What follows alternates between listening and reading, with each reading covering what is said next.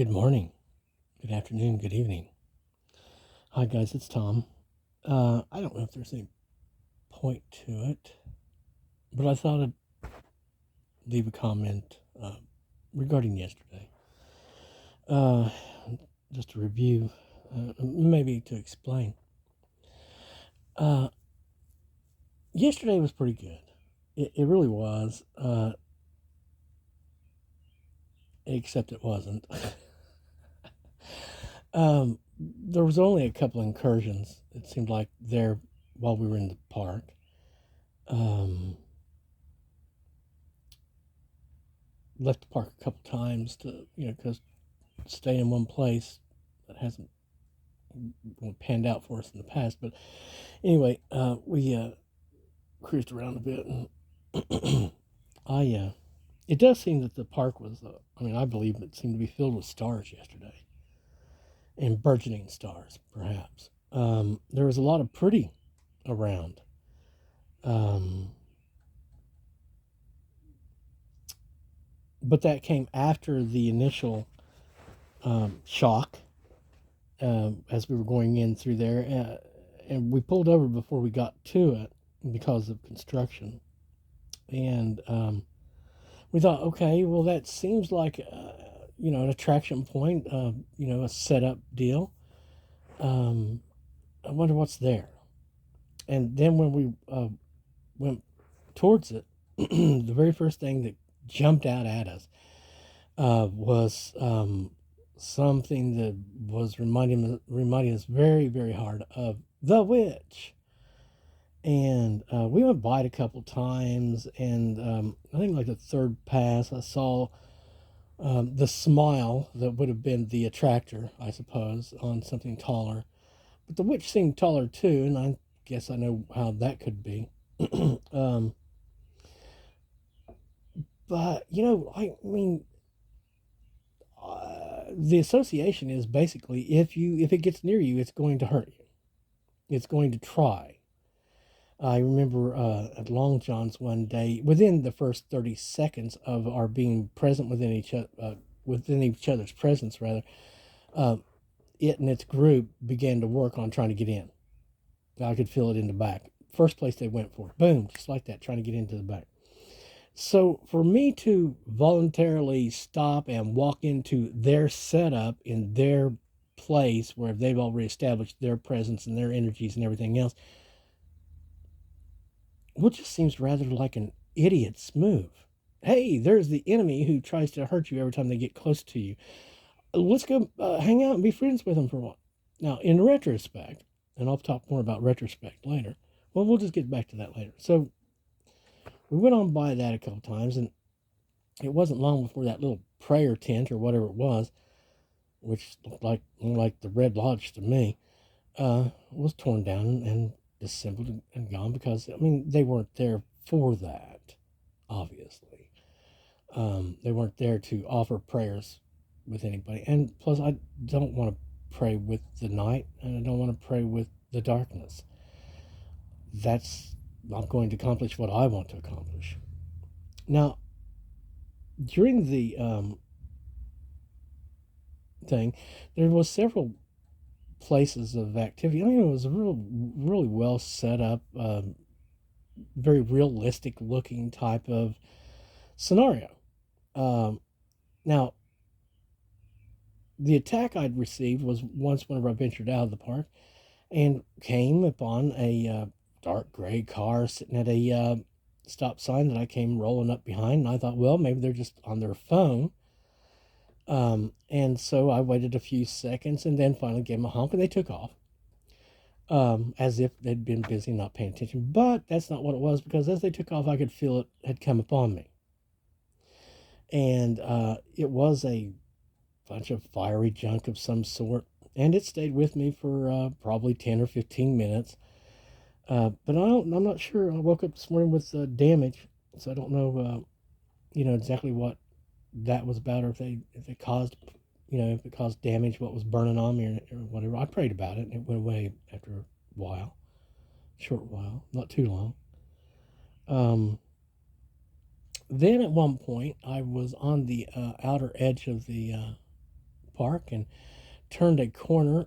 And as I turned the corner and was passing by a group, I did glance over and for a billionth of a second spotted something that might have been interesting. I didn't know. I don't know. It was a trio, and my attention gravitated towards the darkest in the group, thinking, "Oh no, it might be the witch." In a different form. I don't know. But anyway, now later, as that trio walked by me, I was thinking of Casey and the Sunshine Band. I wasn't sure, but it was all odd at that point. And plus, I'd already been attacked once, and then one of the local devils from this locality walked by and was trying to insinuate their problems here again too, which we passed them a couple times, and they're unsuccessful in that, and they will be made unsuccessful in that. But I thought that was kind of fun, and under better circumstances, I think that it probably would turn out to be more entertaining, maybe conversational. Um, like I say, Pretty was out there. We parked quite a ways down from the prayer tent, um, and there was an interesting couple that appeared before me in the park, and of course they're kind of far away from me to make out any details. But they had a white hat on, so maybe they were, and blue too, I think.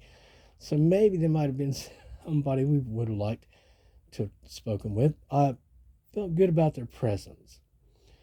Now, as far as Pretty goes, some Pretty came walking by, and it looked like the perfect couple.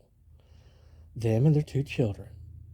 Beautiful babies. Adorable, adorable babies. Adorably dressed. Um, now this is where I want to talk to you about the fun of retrospection. At the moment in that time, I was struck by there's some Pretty, but then I also was struck by a certain aspect of the prettiness, and then I felt embarrassed and turned away because I don't want to be ogling anyone. And now, in retrospect, though, okay, I realized, well, I was having a reaction that I've had the same kind of reaction that I've had regarding a specific woman whom I seem to have some innate respect for and think should be treated in a certain way, which caused me to not stare, because you don't stare, that's rude. Uh, and although, and there at the last second, as they were returning from the park and approaching directly at me, it came to mind that it wasn't the perfect couple, that she had a good accompaniment with her. So, but still, I was stuck with conventional thoughts of going through my mind saying, well, that looks like what she should have with her, rather than. Um, so that was fun. And then there was another Pretty that went by with their accompaniment. And I didn't recognize them immediately or anything, but it just was like, oh, it's nice to see all this Pretty walking around. So much better than all that dark, ugly, hateful, stuff. Nice to see some white people out there today or yesterday. And if you know me, then you know I'm not talking about skin color. Not one little teeny tiny bit. Which leads me back to also the realization of, or another realization of why I've always had an affinity for them, which is linked to why I'm supposed to visit Africa. Can you imagine listening to the same song, 40 years in a row? Always, always, always one part of it seemingly insignificant. A poetic phrase. But yet within the poetic phrase is a location of, I believe, people that I've known quite a long time and have been good friends with. Sky people. And the book says there's nothing wrong with my loving the sky and them of it or in the heavens. It only says you're not supposed to love the earth or that which is thereof it, in it, and so on. And I don't. I've always loved the sky. I've always loved the blue. I've always loved heaven. I've always loved God people. And that's what I want more than anything. I want my God people. I want my white people. You know, I mean, every indicator is I am a white guy. We don't do black stuff. We're not one of those, and that's why that's all been all the problems. You know, we're been crude and teamed with the wrong kinds. Um, there's lots of clues that says, you know, we're a Southerner, and I remember in the Book of Enoch, all those of that sort, those white ones, come in. They said through the Southern Gate. So, hello, Leonard Skinner. Which I'm glad they continue on. It's like a corporation. It doesn't end. Leonard Skinner is an organization that does not end. It's an entity with to itself. Yay. What I would say to you, I mean, one of the things I sadly witnessed yesterday was someone I tuned into recently, and it was obvious. It's like, my God in heaven, wrath seems to be a good friend of theirs. And then they were talking about stuff like taking over the ship, you know, and stuff like that. And all I can tell you is, you know, we're going to get a good crew. And the real problem is whenever the crew of the ship doesn't have any confidence in the captain and has decided to mutineer and destroy the captain, destroy their navigation tools, and do this, that, and another because they want the ship to go somewhere else other than where the ship was always intended to go. That's the problem. Whenever the crew has its own agenda rather than relying upon the captain and their connection to correctly navigate. We're not navigating deeper into darkness. We're not navigating into some permanent night place. You see what I'm saying? We're making it through the night, out of the darkness, back into what is real, and we're going towards and to be with God people, and all these white folks that are our friends. The big white ones love me, and they've always protected me, and I don't know how much they provided for me, but I know they don't need to steal anything from me. They're flush. They don't need to take anything from me, and it's another one of the reasons why I like them. Are they all the best and all super perfect and good? Probably not, but by God, they got a lot more going on for them when it comes to, you know, working with life and for life than those have given up the light, you know. So, I mean, that's what we're trying to do. We're trying to make things good and good for all of us involved, you know. That's what we're trying to do. So yeah, we're real happy about. All I could say is about the anger stuff is, man, Bobby, just, you know, the captain ain't trying to make anybody mad, not trying to disrespect anybody, just trying to be safe, and you know, get back to the point where we can operate, you know, without feeling like we're stomped out completely. And that's the way it has been for so very long. We had a couple of attacks in the back yesterday, I guess. Like I said, I woke up today and it looks like I took some more damage. I know that, you know, we're being told that we are going to be protected. That it's changing and we are going to be protected. So, you know, again, to the Princess of Darkness and the Night Chick and Magic and all that, you know, we don't, it's not working because we're not that. And we thank you for all of, you know, your sincere tries if it's anything good, but we can't go that direction. And, you know, we're not magic. We don't do magic. We're not black. We don't do black stuff. So, you know, we're just going to try to move on. We're trying to go home. That's what I'm trying to do. I'm not trying to build a kingdom with darkness. I never wanted to marry. I'm not married to the black. I'm not married to anything black. I'm not going to be. That's not what my deal is. If we can get this set up so we're doing the walk of life and we're helping to bring the nighttime back into the day, that's fine, as long as we're not at risk. But, you know, after doing that for 45 years or whatever, and we've made all kinds of, we've raised all kinds of hell, raised all kinds of people. We made all kinds of dreams come true, made stars. I really do truly feel like we accomplished all that we needed to accomplish. Now, if um, our white family and that of light has, from what I understand, we're still doing this thing. They have a plan. There is an exit strategy that we're going to go with, and still we'll probably, do this thing where we might be able to teach some, and it is not geared for the Christian who's most of it wouldn't be geared for the Christian who already knows and is devoted and 100%, in it for the light, for the life. But those that are, you know, in between not knowing, there's a lot. Finally, some of the new age people are starting to wake up to the fact that, oh, guess what? Yeah, there is a dragon. Yeah, there is the reptile. Yeah, it lies. It's illusion. It's, yeah, the struggle is real. And I still have, because of who I am and what I am, I still have high hopes that eventually, at some point, once we are actually out of this set of circumstances, this situation, into a situation that's correct, whereas they don't have access to us, they can't be like harming us, then the course can be laid for them to make their way back, I suppose.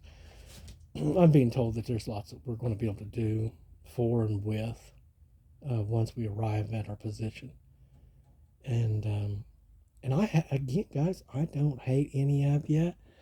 When Rob was looking at the thing the other day, what I was trying to describe to you is like this that prayer meeting thing, the Red Lodge. It just looks scary to me, and it's really difficult for me to say, look, there's the dangerous people. I should walk over there and have a conversation with them. It's very difficult to do that.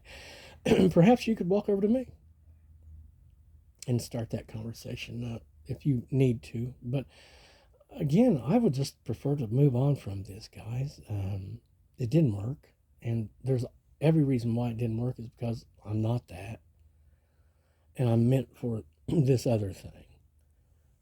Why God would allow it to go on as long as He did, I don't know. But again, white people, thank you so much for stepping in to save the day, literally and actually. Thank you. Thank you. Thank you, Lord. Thank you, Lord Jesus. Thank you, God. Thank you, church. Well, again, we're just trying to get it together enough so that we're not feeling like we're, under the guillotine at 24/7, 365 days a year. Yeah, it does have a little bit of a toll on you. Just imagine, that you send a soldier out to Vietnam and you send them out into the bush and they didn't come back. You didn't bring them back. You just kept sending them.